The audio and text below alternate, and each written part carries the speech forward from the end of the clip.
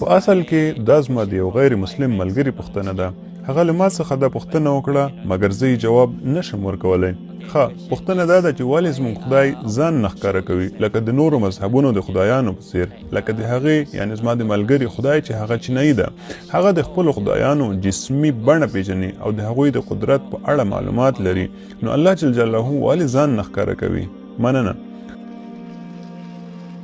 ورور پوښتنه وکړه چې د هغې یوې غیر مسلمې ملګري له ده څخه پوښتنه کړې چې ولې د اسلام خدای یعنی الله ځان نه ښکاره کوي لکه څنګه چې په نورو مذهبونو کې دوی خپل خدای لیدلی شي. ولې موږ په اسلام کې الله تعالی نشو لیدلی؟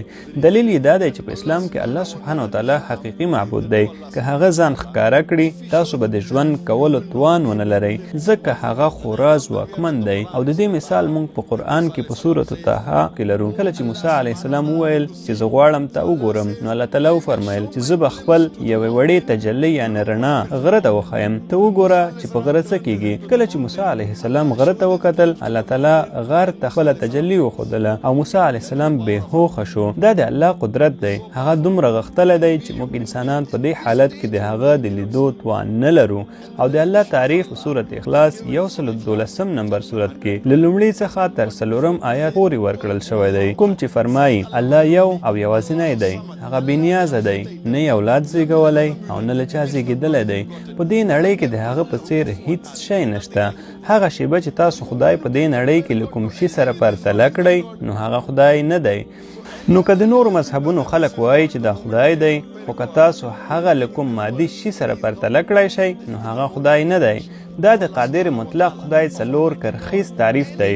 هر انسان چې د هر خدای عبادت کوي باید په دې وتلی. که هغه خدای دا څلور کرخیز تعریف پوره کړي موږ منو چې هغه خدای دی، که نه نو هغه رښتینی خدای نه دی. آیا الله تعالی یو دی او یوازې الله صمد دی، نه یې څوک زیږولی او نه زیږېدلی دی. او اجازه راکړئ یو پوښتنه درڅخه وکړم. وروره ستاسو په فکر تر ټولو لوړه جایزه یا اجر څه شی دی؟ ښه پوښتنه کوونکی چیرته دی؟ تر ټولو لوړ اجر چې تاسو یې ترلاسه کولی شئ څه دی؟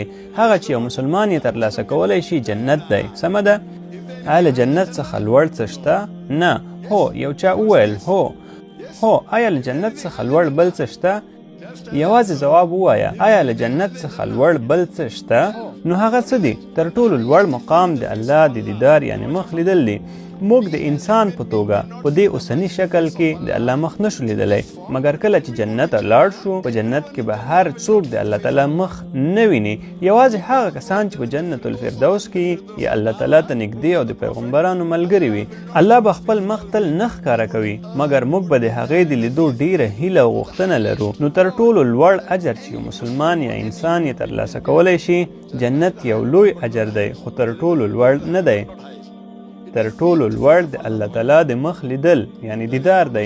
نو خپل غیر مسلم ملګري ته ووایه که هغه د سورة العصر معیارونه پوره کړي، ایمان راوړي، نیک عملونه وکړي او خلکو ته د حق بلنه ورکړي او خلکو ته د صبر وصیت وکړي، هغه به جنت ته لاړه شي انشاءالله. او که هغه د قرآن په لاره لاړه شي او د جنت لوړو درجو ته ورسیږي، که هغه داخل شي نو هغه به وکولی شي چې د الله تعالی مخ وګوري.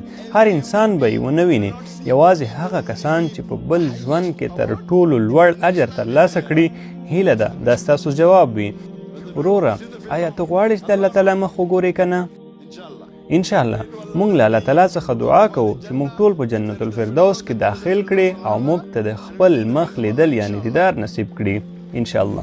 د اولادونو تربیت په هغه وخت کې موږ تاسو ته سختیږي چې کله موږ تاسو په غیر اسلامي ټولنه کې ژوند کوو. مور او پلار د ډیره خبر نه وي چې زموږ اولادونو ته په مکتب یا په ښوونځي کې یا په پوهنتون کې یا په انسټیټیوټ کې څه تدریسیږي. چې کله هم ستاسو اولادونه له دغسې محیط کې ژوند کوي نو تاسو راځئ قرآن کور انلاین اکاډمي ته. دلته به د قرآن کور انلاین اکاډمي درسي مواد، کریکولم، هر څه په دغه ویب سایټ کې تاسو اول مطالعه انشاءالله اولادونه به داسې درته روزو څنګه چې په مکتب یا ښوونځي کې هغې سره کوشش کېږي، همداسې به په دغه اسلامي اکاډمي کې موږ هم داسې کوشش ورسره کوو تر څو پورې دغه زموږ او ستاسو اولادونه داسې وروزو چې په آینده کې موږ تاسو د ملامتیا ګوته ځان ته ونه نیسو. همدا اوس په دغه نمبر موږ سره اړیکه کې شئ، انشاءالله ستاسو اولادونه به داسې تربیه کوو چې تاسو به خوشحاله